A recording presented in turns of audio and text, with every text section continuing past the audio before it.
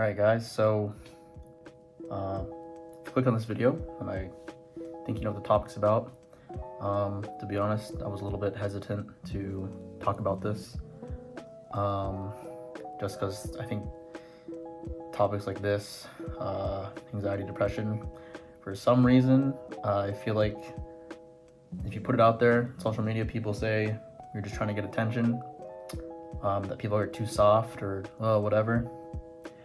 I don't really think that's the case, and if anything, I think this is a unique point of view on how anxiety has affected my life, and more specifically affected powerlifting and bodybuilding and training, which is probably the most important thing in my life right now, and probably ever, to be honest. But yeah, so I'm going to talk about how anxiety has affected my powerlifting, my training. I'm going to talk about how it led me to get paraesthesia, alkalosis, and its effects, at least in my personal experience, on my training. And just a disclaimer, I'm not a fucking medical expert. I don't have a license. I'm not certified.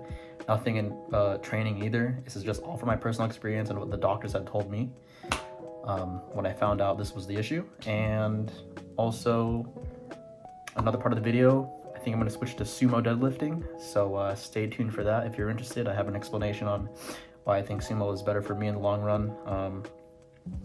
And I also talk about conventional deadlifting and purposely rounding your back, and like the elite technique that is used at high levels of powerlifting and why it's safe. I might get flamed for that, but stay tuned for the end of the video for that if you want to see. So yeah, I think I'll probably start showing the workout and talking about what the anxiety has caused in my training. So yeah, or maybe, I don't know, this video's kind of hard to put together. I'm trying to think. So what is it now? February 17th? Is that right? February 17th, so we're like 7/14, almost 3 weeks into February. So basically, I've been dealing with a lot of anxiety lately. If you've been following the videos, I've mentioned this a few times. Now, first, anxiety, where I got it from. I do have an anxiety disorder already. I have Tourette's, so I have nervous tics in my eyes. You guys don't see it because I'm good at hiding it. I don't show it on the camera or even in person, and if I do, you won't really know that I'm twitching. Second, I got it, I was diagnosed with it at like, what, 8 or 9, maybe 7 years old. I was in like 5th grade, I think. So basically I'm already predisposed to like anxiety. Now fast forward to now, February. I've had some experiences like this in the past, but I had a series of anxiety or panic attacks. I had 3 of them, 3 of them the first week of February. And they were pretty severe. I had almost called the ambulance. Luckily my dad was with me the whole time. We were trying to calm down, but it was pretty severe. Basically, I was hyperventilating. Couldn't catch my breath. I was feeling lightheaded. I had lost all feeling in my hands and limbs. They're going numb and tingly, and my body temperature was dropping, and it felt like my heart rate was slowing down. I felt like I was gonna faint. And I couldn't move my muscles. They were just extremely weak. I tried opening a fucking banana or peeling a banana. I couldn't fucking do it. I'm laughing about it now, but like when it was happening, it was fucking insane. So this happened like 3 times. The first time was pretty extreme. The second time, I was able to control it within like 10 minutes, before the onset of the symptoms started getting really severe. The third time, I wasn't able to control it, and it lasted for about 30 minutes. And again, same extreme symptoms, couldn't feel anything, had paraesthesia and all that shit. I was hyperventilating. And then that brings me to the week after that. So after that happened, maybe the next week after, so let's see, I need to check the dates.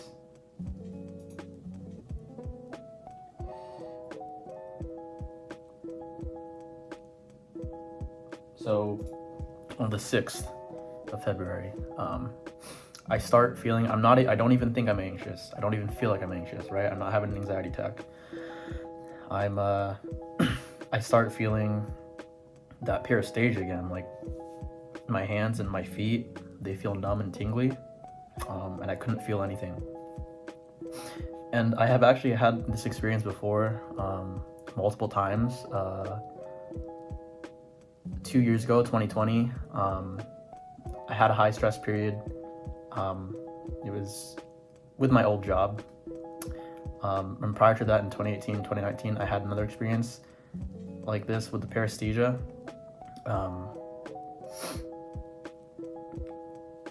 That lasted only about like a day.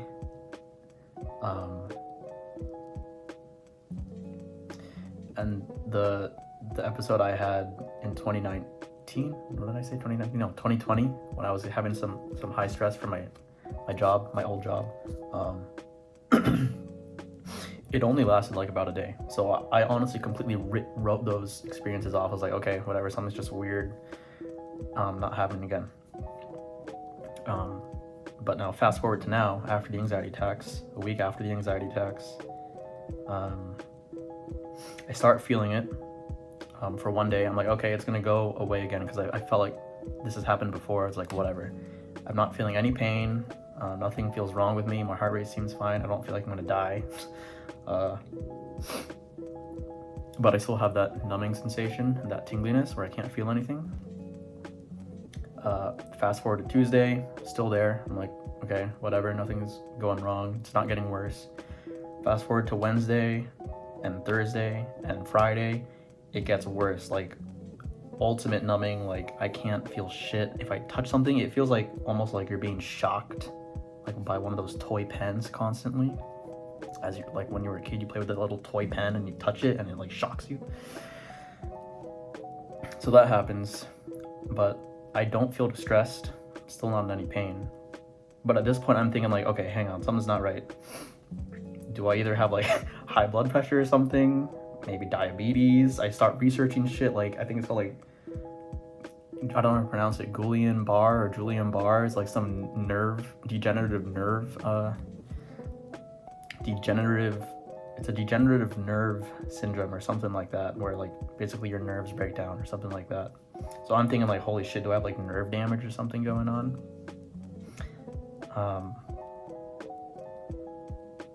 And then fast forward to Saturday, the weekend, I start feeling this shit in my head. Like my hair feels all like numb and tingly, and my cheeks and shit. And it felt like there's like, anytime I touch something, there was like a time delay, like maybe a one second delay before I feel something. And I would have to grip really, really hard to like feel my hands like grasping something. So I'm freaking the fuck out because this shit goes to my head now, right? Like I'm feeling the numbing sensation in my head. So now I'm getting more anxious. And then I'm just like, all right, this shit's going to my head. This has never happened before. I feel like I'm gonna have a stroke or something. Like I don't know what the fuck's going on. So I tell my parents, hey, something's not right. I tell them what I'm experiencing. We go to the ER. I'm waiting there. They take my blood pressure. It's like 163 over 100, which is really high, but I'm pretty sure that's because of the anxiety. And that's what the ER doctor had told me later on too. And I've actually experienced high blood pressure because of anxiety in previous episodes as well too. So it was kind of like, man, I wasn't really too concerned about it. I just attributed it to the anxiety. So the ER doctor, they call me in, they check me out. I had told them about the anxiety attacks and the Tourrette syndrome that I had. So they already know about the predisposition I have towards these like episodes of anxiety. The doctor comes in, he's asking me things. He's like, all right, man, so fuck, I can't explain this shit. It's weird. It's just weird talking about it. So he talks to me, he asks me about my history, you know, there's nothing concerning there. I had asked him actually to, because I was getting paranoid, I was like, do I have like nerve damage or some shit? I was like, can I get like an MRI or like some sort of imaging scan or something, or like blood work? Because I was freaking the fuck out, like I don't know what's going on, I can't feel my limbs or my fucking head, right? But he said he's not concerned about any of that, and then we start talking about my anxiety, and then the anxiety attacks. So he was like, yeah, so I was gonna ask you about that. I was really curious, and I'm pretty sure this is the reason why, and I'll tell you. He was like, when you had those anxiety attacks, that hyperventilation, you're losing a lot of carbon dioxide from your body. You know, when you're hyperventilating, you're like breathing way more faster than the average like rate that someone would breathe. So you're expelling a lot more carbon dioxide, and you're not keeping it in your bloodstream. So he explains that the alkalosis is caused when your blood becomes too basic. So the pH level, right, the pH scale, like 14 is like way basic. So yeah, I became fucking basic, I know, right? So my blood pH is too basic because I lose a lot of, like, I think it's bicarbonates, or basically a form of carbon dioxide. I lose too much of it from my blood because of the hyperventilation. And a common symptom of alkalosis, because of you losing the bicarbonates or the carbon dioxide from your blood, is you get the paraestesia, you get that numbness and tingling.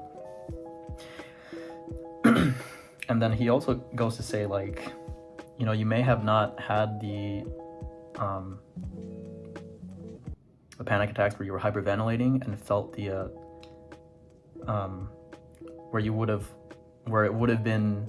where I would have thought it was normal to have the paraesthesia, because I had only associated the paraesthesia to the anxiety attacks. So for me to get it without no attack whatsoever, I was boggled, right? I was confused. He goes to tell me, he's like, you probably don't even know you were anxious, but like your heart rate was already up to begin with, and you don't even notice that you're breathing. Excuse me, what the fuck? You don't even notice that your breathing is much more faster than the normal rate. So like in a panic attack situation, right, it's more apparent, where to me it was like like out loud. But he goes to explain to me, like, you don't even know you were anxious. You could have just been breathing like this, like, or like just breathing faster without you knowing. So that's how I had gotten the alkalosis, and that's what caused the paraesthesia, the numbness and tingling. So yeah, I mean, that's what they told me, it was just all anxiety.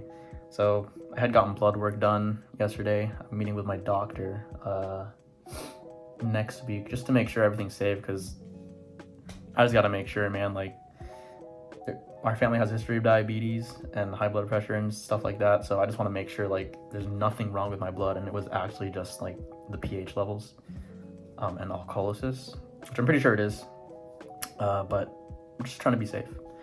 So I think that's it, and I wasn't in any pain. I probably should have gotten that shit checked out later on or earlier on, but you know, I didn't really feel affected by it until now, and until I started feeling it in my training before I went to the ER. So I'm going to talk about that. Probably switch to a face cam and just give some commentary over. I just ate lunch, dude. Sorry. I'm going to go over some of my lifts where I had the alkalosis and the paraesthesia going on, and how it affected my lifts, and what I try to do to kind of combat it. So hopefully it kind of gives some insights.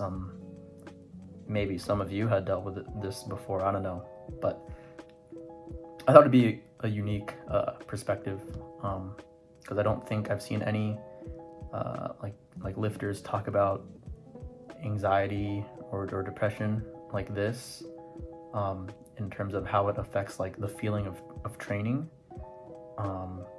like an actual physical effect on training. Like, of course your emotions can like unmotivate you and stuff like that, but I haven't seen anything of people talking about anxiety that's like causing like physical effects like I had. So we're gonna switch to a face cam, talk about my lifts. I'm gonna show some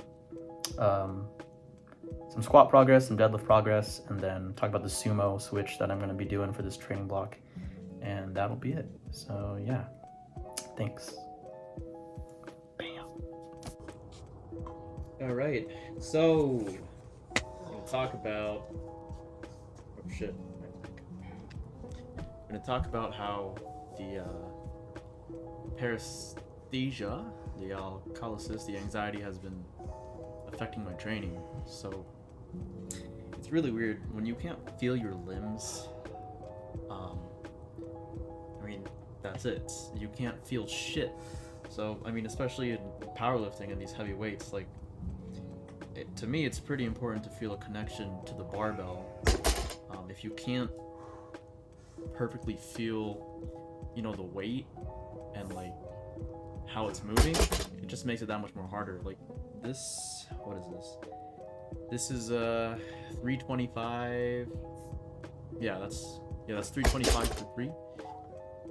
But the entire time I was looking at that, you could even see it. The setup was pretty long. I was actually a little more nervous than usual. You can see my body language. But I was really trying to take my time to feel the weight. Like I really had to grip the bar as hard as I fucking could.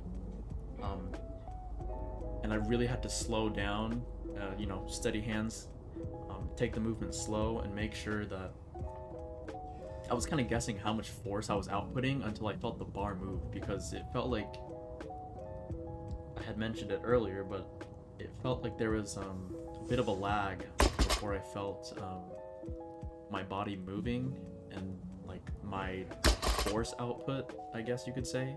It was really weird. So I'd say like 80% of the time here, I'm kind of guessing almost how much force I'm putting out until the bar starts to move, and until I really start to feel the weight in my hands. So it's just really weird. It just felt like I was guessing sometimes. So that's one thing.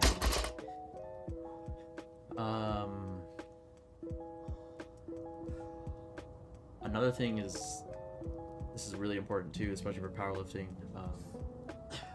But like the breathing, when your breathing is off, because of the anxiety, like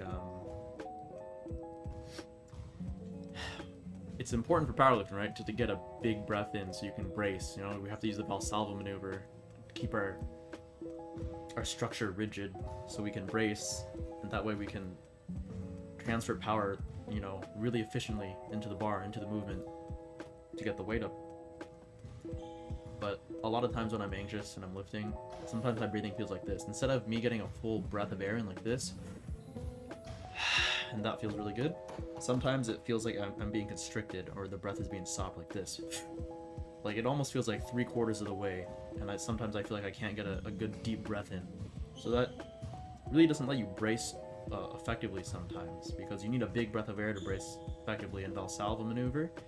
And you know, the breath, to me at least, it gives you a lot of confidence in keeping your form tight and in the movement. So that's just some things to think about. Like I actively try to think about only starting to lift when I feel I get a good confident breath of air in. So yeah.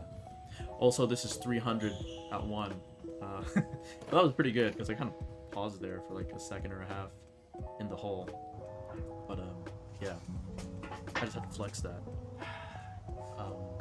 But yeah, so that's mainly how the anxiety has affected my lifting. Like, it was significant enough for me to feel not extremely weak, but it was enough for me to feel off of my game, and it threw my confidence off, and it made the weight feel much heavier than it should have, to be honest with you. Also right here, these are pause squats. So I'm going down into the hole, go up a little bit, pause halfway, then I come back up. It's really good for building up explosive power and just resilience. I'm at the bottom. That's where a lot of people struggle. I'm doing these movements because I'm treating these as I was treating this week as a deload week. I think this is week 4 that I'm on right now. So all these movements you're seeing here is it's all deload. So nothing too heavy here, relatively light. These are like 60 to 70% of my max loads, and I'm cutting volume by 20%. I'm cutting intensity by about 20 to 30%. So nothing crazy. And here's the sumo deadlift portion. Yeah, so Damn, it scratches my knees. yeah, the bar was getting in the way of my knees. I haven't done sumo in so long. I talk about why I'm switching to sumo at the end, but I'll try to explain as much as I can here and what I'm thinking about when I do sumo. So this is the first time I pulled sumo in about almost 4 or 5 years. Almost 4 or 5 years since I pulled sumo. It felt awkward, so I was really trying to make sure my body was in the correct positioning when I do the pull. Things I'm thinking about are keeping my shins perpendicular to the ground, my knee joint stacked above my foot or my ankle.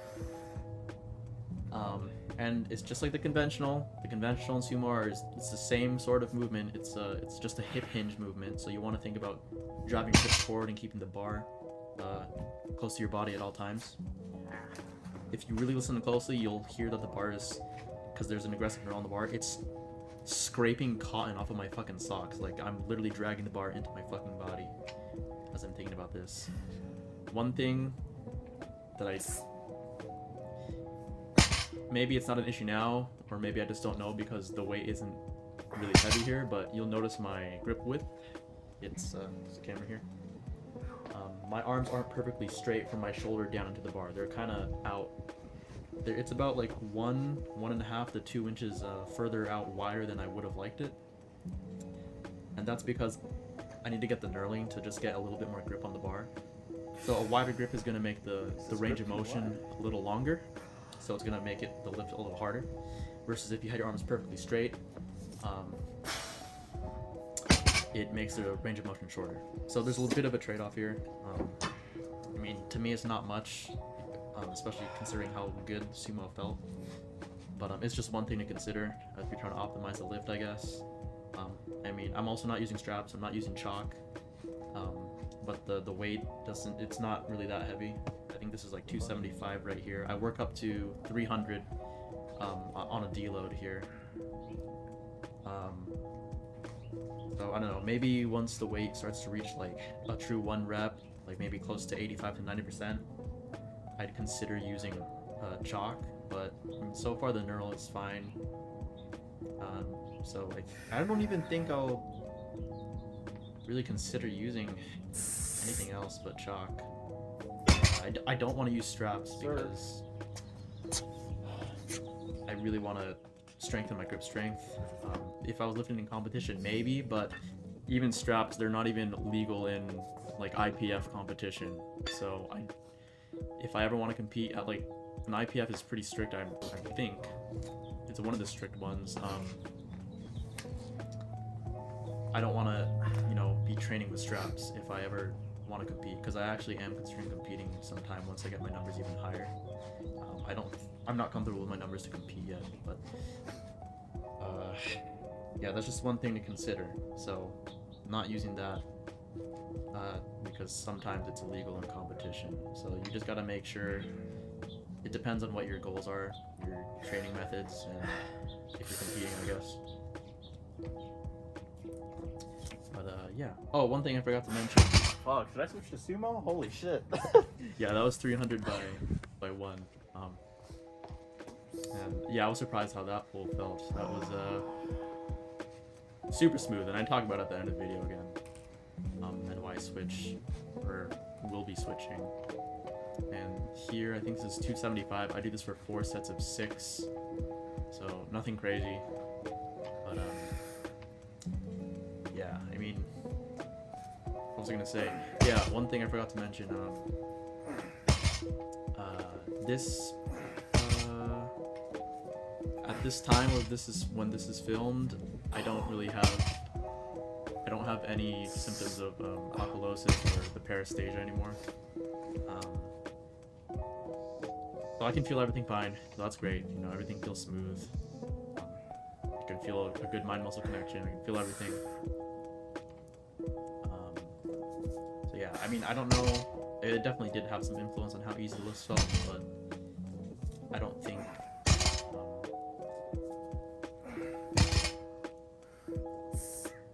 think it would have been too much different in my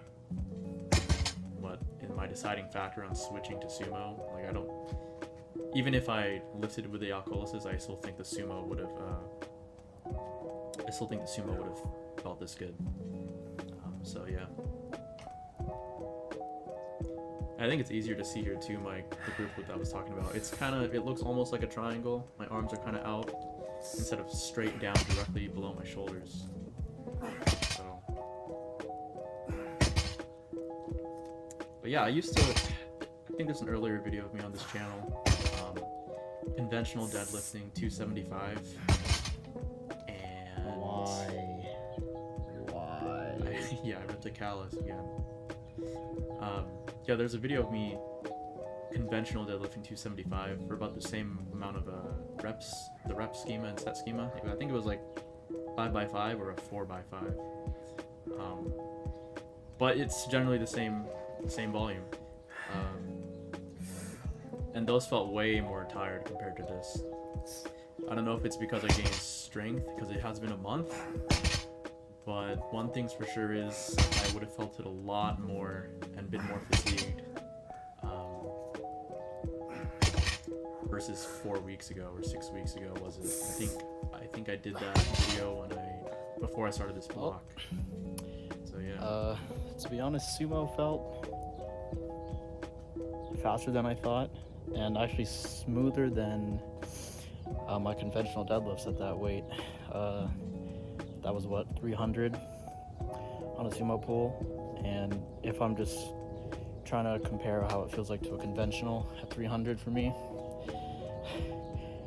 it feels way smoother, much easier. I don't know if it's because I'm taking this week as a deload and maybe my lower back is just overblown from all the training in the last month, but even then I still think the sumo just felt way more natural.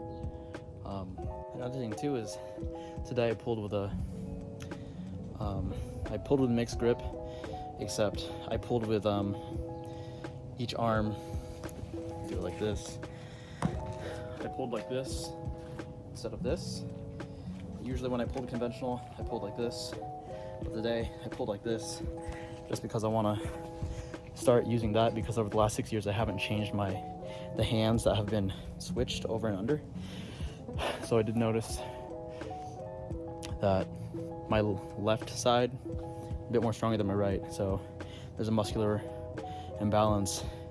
So, and when I was pulling sumo today, I did it with the difference, and it still felt extremely strong and better than my old conventional at the heavier load. And I'm pretty sure it's true because I did this off camera, but I tested. I tried to pull 300 again, same grip, conventional. That did not move. It was extremely hard. Maybe I didn't try hard enough, but I could already tell from the way it felt off the floor. It was much more harder to move. So that's another thing. Another thing too is the last time I deadlifted sumo was like 4 or 5 years ago when I had like blonde hair. So some context, I always pulled conventional my entire year training, my entire training experience. So that's about 6 years, because I started in 2015 and it's 2022 now, so just a little over 6 years, because I started in the summer of 2015. So 6 years training. It was almost all conventional. I did pull sumo. I think I remember hitting sumo for like 4 sets of 285 at 8 reps each. And I mean, that was a while back. It didn't feel as fast as it did now. But that's just because over the years I've put on a lot of muscle and strength. But I think I'm gonna switch to sumo because it just feels way more natural and smoother. Especially like that hip hinge movement.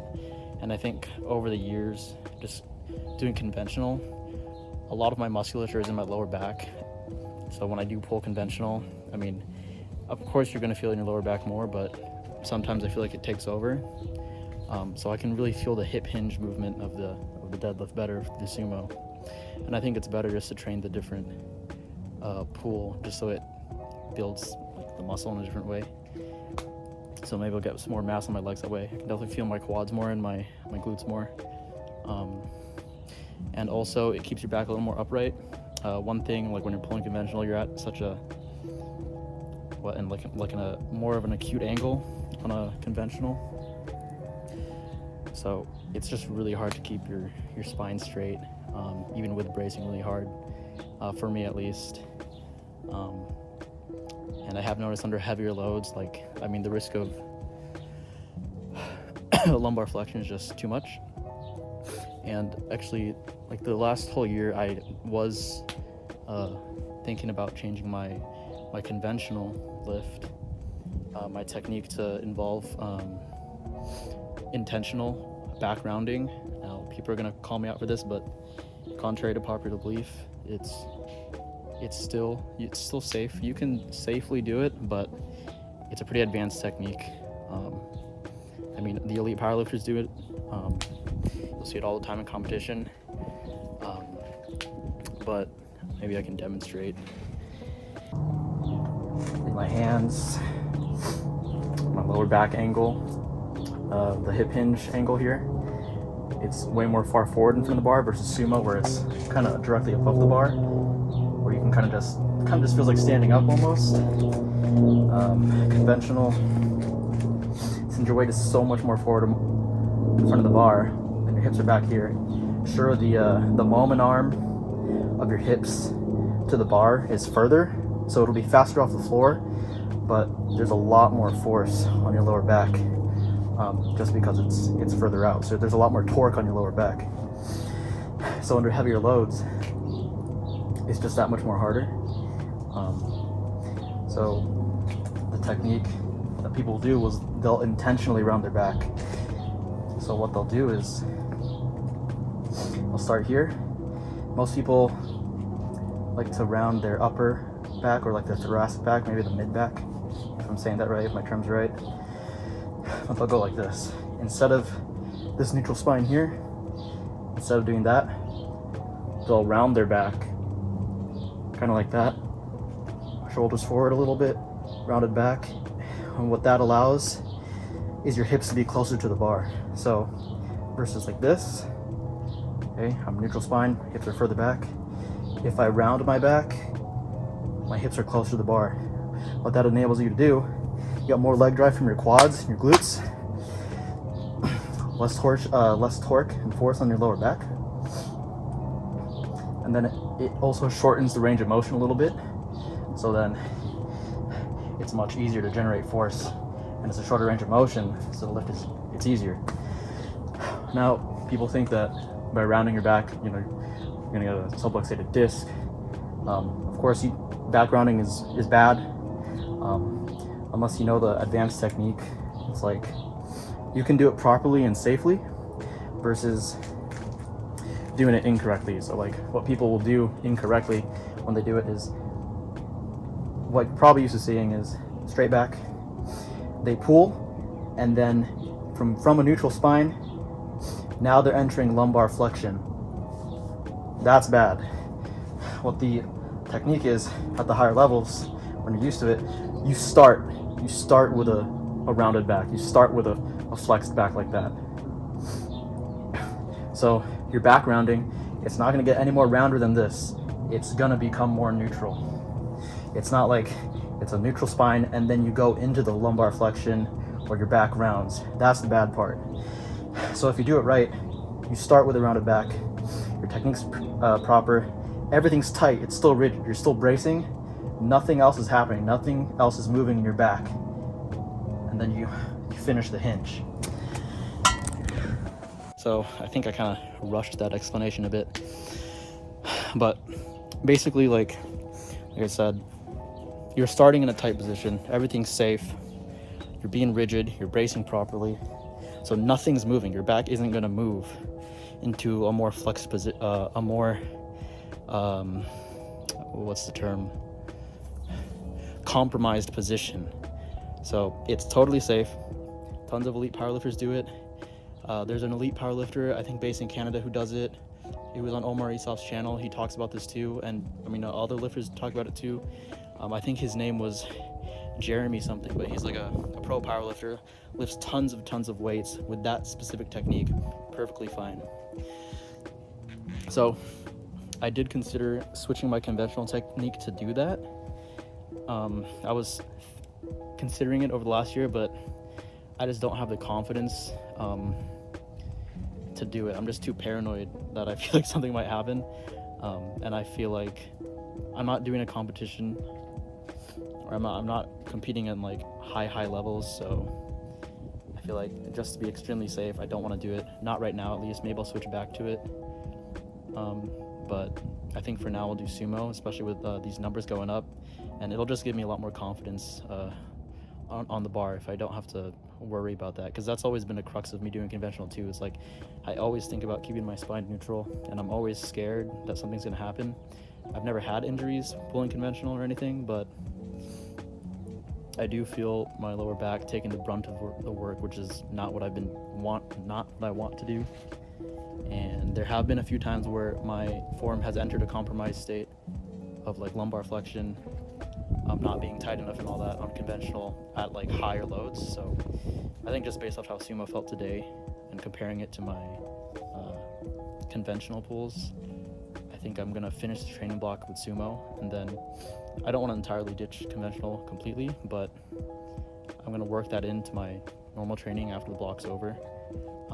But I mean, it's been 6 years pulling conventional, so I think I'll be pulling sumo for a while now, just to strengthen up the other muscles that need it. I'll probably also gain size that way too in my legs. Maybe it'll carry over the squat, who knows. But because I do squat low bar, there is already a lot of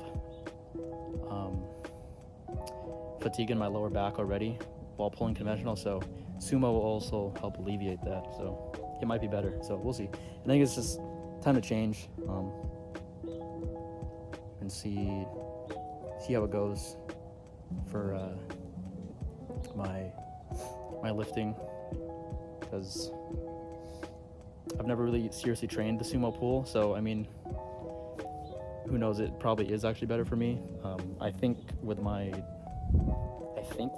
body leverages and anatomy, sumo is actually better for me. Like longer limbs, I think it's longer arms too, and a shorter torso is what I have. So I don't know if that was right. Maybe I mixed it up, but we'll see. It just feels better, so why not? So we'll see how it goes. So yeah.